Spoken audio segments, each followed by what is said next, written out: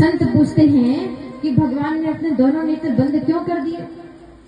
तो विद्वानों ने बताया कि भगवान ने दोनों नेत्र इसलिए बंद कर दिए क्योंकि भगवान बताना चाहते हैं जो मेरे दरबार में अहंकार लेके आता है, जो मेरे सामने झूठा दिखावा करता है, जो मेरे सामने झूठ स्वरूप कपट धारण करके आता है, ऐसे व्यक्ति का मुख देखना भी मैं पसंद नहीं करता, स्वीकार नहीं करता। और तब भगवान ने पूतना को देखकर नेत्र बंद कर दिए। पूर्व काल में यही कार्य किया था शूर्पणखा ने। मोह सम तुम सम पुरुष न मुझ सम नारी, यह संजोग विधि रचा विचारी। तुम जैसा पुरुष नहीं, मुझ जैसी नारी नहीं, हम दोनों की जोड़ी तो ब्रह्मा जी ने बहुत विचार करके बनाई है। लेकिन भगवान श्री रामचंद्र जी ने सीता माता के अतिरिक्त पूतना उस शूर्पणखा की ओर देखा भी नहीं। भगवान श्री राम ने उसकी ओर देखा भी नहीं, मुख फेर दिया और भगवती सीता जी की ही ओर देखते रहे, क्योंकि भगवान केवल प्रेमी को देखते हैं। जो भगवान के सामने कपट करता है, ऐसे कपटी को, ऐसे दंभी को भगवान कभी देखना स्वीकार नहीं करते। और यही कार्य झूठा श्रृंगार करके आई पूतना, भगवान ने नेत्र बंद कर दिए, देखा नहीं।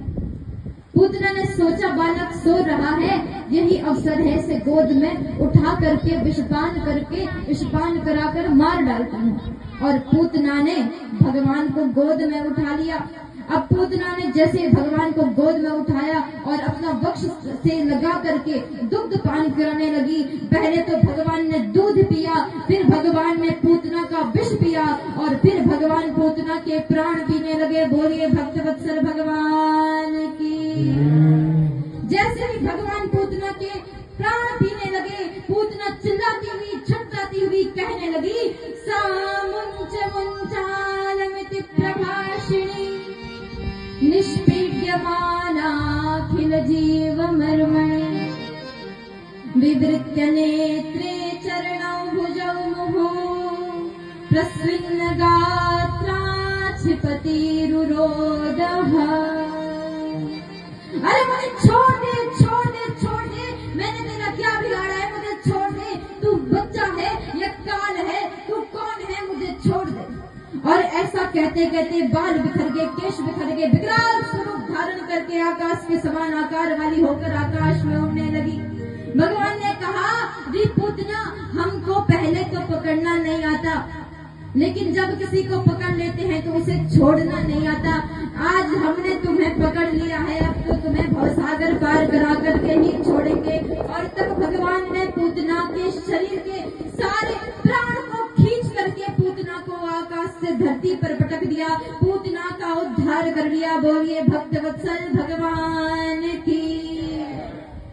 पूतना का मोक्ष हो गया, पूतना का उद्धार हो गया और पूतना धरती पर गिर गई। जैसे ही जोरदार आवाज धरती पर हुई, भूकंप आ गया, वैसे ही माता यशोदा को ध्वनि सुनाई दी। घबरा गया चित्त मेरा, छोटा सा कन्हैया कहाँ है? कक्ष में गई, देखा कान्हा नहीं है। अब तो माता रोती रोती मूर्छित हो गई। सारे गोपी ग्वाल भागते भागते दौड़ते हुए जमुना तट पर पहुंचे, देखा तो 7 कोस के क्षेत्रफल में पूतना का विशाल विकराल शरीर गिरा।